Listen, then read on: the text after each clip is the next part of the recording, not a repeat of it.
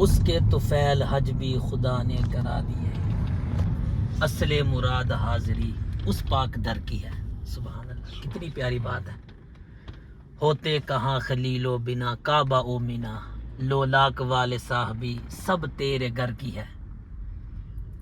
کعبہ بھی ہے ان کی تجلی کا ایک ذل۔ سبحان اللہ، کعبہ تو کعبہ ہے نا، لیکن یہ بھی رسول اللہ کے نور کی ایک جھلک ہے۔ کعبہ بھی جو ہے، کیونکہ حاجیوں آؤ شہنشاہ کا روزہ دیکھو۔ کعبہ تو دیکھ چکے، کعبے کا کعبہ دیکھا، بے کعبے کے اندر تو بت تھے، کعبے کو پاک بھی مصطفیٰ نے کیا۔ وَيُزَكِّيهِمْ، اللہ نے قرآن میں فرمایا کہ اے محبوب آپ ان کو پاک کریں، تو نبی کریم علیہ السلام نے سارے جہاں کو پاک کیا ہے، حضور کا ہی فیضان ہے۔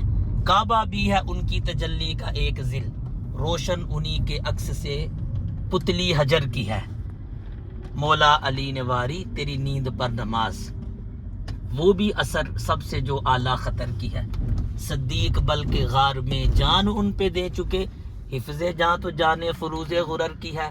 تو نے انہیں نماز انہیں پھیر دی ہے جان، کیوں اظہر بھائی؟ تو نے انہیں نماز انہیں پھیر دی ہے جان، پر وہ تو کر چکے تھے جو کرنی بشر کی ہے۔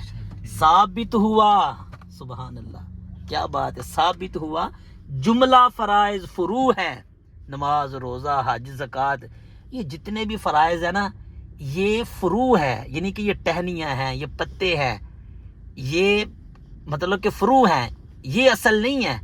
اصل الاصول بندگی اس تاجور کی ہے، اصل تو رسول اللہ کی محبت ہے۔ مطلب یہ رسول کریم کی محبت نہ ہو تو آپ حج بھی کریں تو حج کیسے قبول ہوگا، زکوٰۃ بھی دیں تو زکوٰۃ کیسے قبول ہوگی، نماز بھی پڑھے تو نماز کیسے قبول ہوگی، روزہ بھی رکھے تو روزہ کیسے قبول ہوگا۔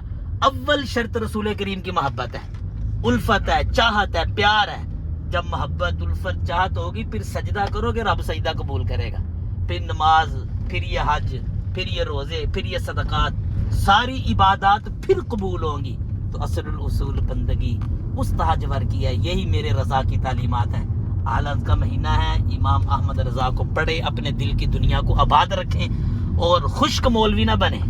وہ ایک بات مجھے پیاری یاد ہے، کسی نے کہا تھا کہ خشک بننے بعض لوگ بڑے خشک سے ہوتے ہیں، بھائی خشکی کو دور کریں، محبت رسول کے پانی سے اپنے علم کو سیراب کریں۔